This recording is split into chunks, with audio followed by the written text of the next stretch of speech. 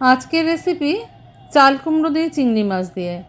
আমার মায়ের হাতের সাথে আজকে আমি চাল কুমড়ো দিয়ে চিংড়ি মাছ দিয়ে কীভাবে রান্না করছি সেই রেসিপিটাই তোমাদের সঙ্গে শেয়ার করব। এখানে একটা মিডিয়াম সাইজের চাল কুমড়ো আমি এরকম ঝিরিঝিরি করে কেটে নিয়েছি। চাল কুমড়োটা কাটার আগে ধুয়ে নিয়েছি, ধুয়ে তারপরে কেটে নিয়েছি। এখানে নিয়ে নিয়েছি চিংড়ি মাছ প্রয়োজন মতো, একটু নুন আর একটু হলুদ দিয়ে এটাকে মেখে নেব প্রথমে। Welcome to my cooking channel Shatabdi's kitchen. Shatabdi's কিচেনে তোমাদের সবাইকে স্বাগত। নমস্কার বন্ধুরা, আমি শতাব্দী। তোমরা সবাই কেমন আছো? আশা করি সবাই ভালো আছো, সবাই সুস্থ আছো। এটা একটা ট্র্যাডিশনাল বেঙ্গলি ডিশ বলতে পারো, কারণ এই রান্নাটা কিন্তু অনেকেই করতে পারেন। কড়াই গরম করে নিয়ে দিয়ে দিলাম সর্ষের তেল। যেহেতু সম্পূর্ণ বাঙালি রান্নাটা আমি সর্ষের তেলেই করব। কিছুটা পরিমাণ কালো জিরে ফোড়নে দিয়ে দিলাম। এবার দিয়ে দেবো দুটো চেরা কাঁচা লঙ্কা। চাল কুমড়োর মধ্যে কিন্তু খুব বেশি ঝাল হয়ে গেলে খেতে ভালো লাগে না, তাই চাল কুমড়ো, লাউ এসব জাতীয় জিনিসে একটু ঝালটা কম দিলেই ভালো হয়। ফোড়নটা থেকে যখন একটা সুন্দর গন্ধ বার হবে তখন দিয়ে দিলাম চিংড়ি মাছগুলো। চিংড়ি মাছটা কিন্তু খুব বেশি ভাজা যাবে না। যারা চিংড়ি মাছ ভাজতে জানো তারা তো জানো, আর যারা না জানো তাদের জন্য বলে দিচ্ছি, 2 থেকে 3 মিনিট একটু তেলের মধ্যে নাড়াচাড়া করে নিলে দেখবে চিংড়ি মাছগুলো গুটিয়ে গেছে। এরকম যখন গুটিয়ে যাবে তখন জানবে যে চিংড়ি মাছটা কিন্তু রেডি হয়ে গেছে।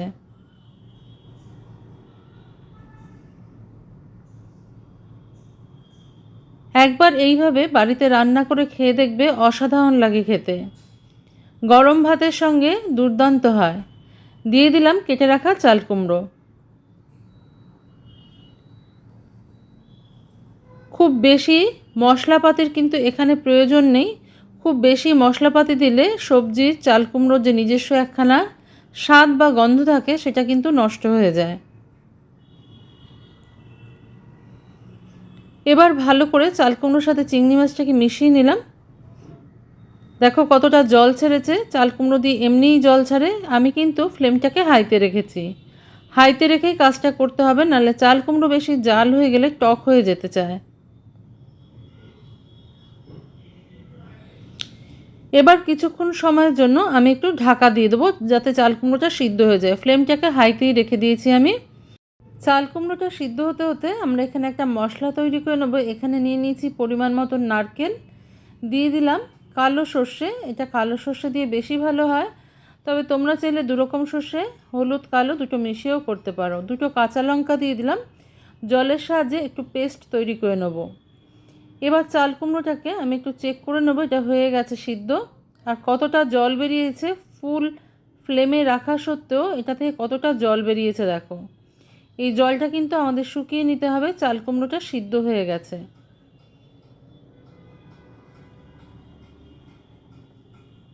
আর চাল কুমড়োটাকে এরকম ঝিরিঝিরি করে কাটলে কিন্তু বেশি ভালো লাগে খেতে।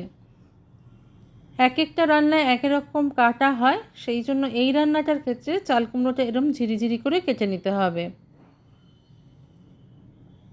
এবার আমি দিয়ে দেবো স্বাদ মতো নুন আর চিনি। চিনিটা অবশ্যই দেবে, তবে যদি কারোর অসুবিধা থাকে চিনিতে, সে স্কিপ করতে পারো।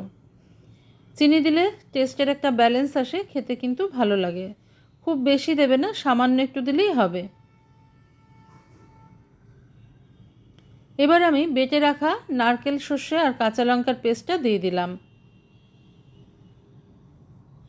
এই যতটুকু গ্রাইন্ডিং জারে লেগে আছে সেটুকু আমি যোগ করে দেবো।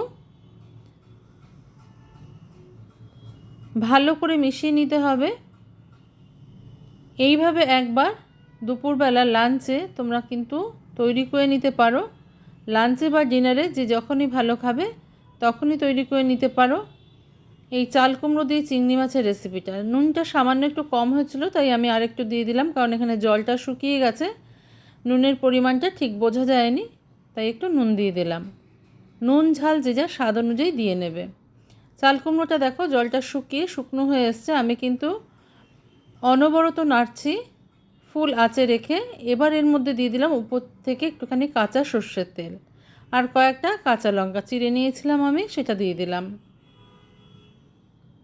অসাধারণ স্বাদের হয় খেতে বন্ধুরা। আমার মা এইভাবে রান্না করে, সেই জন্য আমি তোমাদের সঙ্গে আজকে এই রেসিপিটা শেয়ার করে দিলাম। ভালো লাগলে লাইক, শেয়ার, কমেন্ট, সাবস্ক্রাইব করে পাশে থাকার অনুরোধ রইল তোমাদের কাছে। আজকে তাহলে এই পর্যন্তই বন্ধুরা, দেখা হচ্ছে পরের দিন অন্য কোনো রেসিপি নিয়ে তোমাদের সঙ্গে। তোমরা সবাই ভালো থেকো, সুস্থ থেকো, আর অবশ্যই বাড়িতে একবার এইভাবে ট্রাই করে দেখতে পারো। চাল কুমড়ো দিয়ে চিংড়ি মাছ ভীষণ সুন্দর হয় খেতে।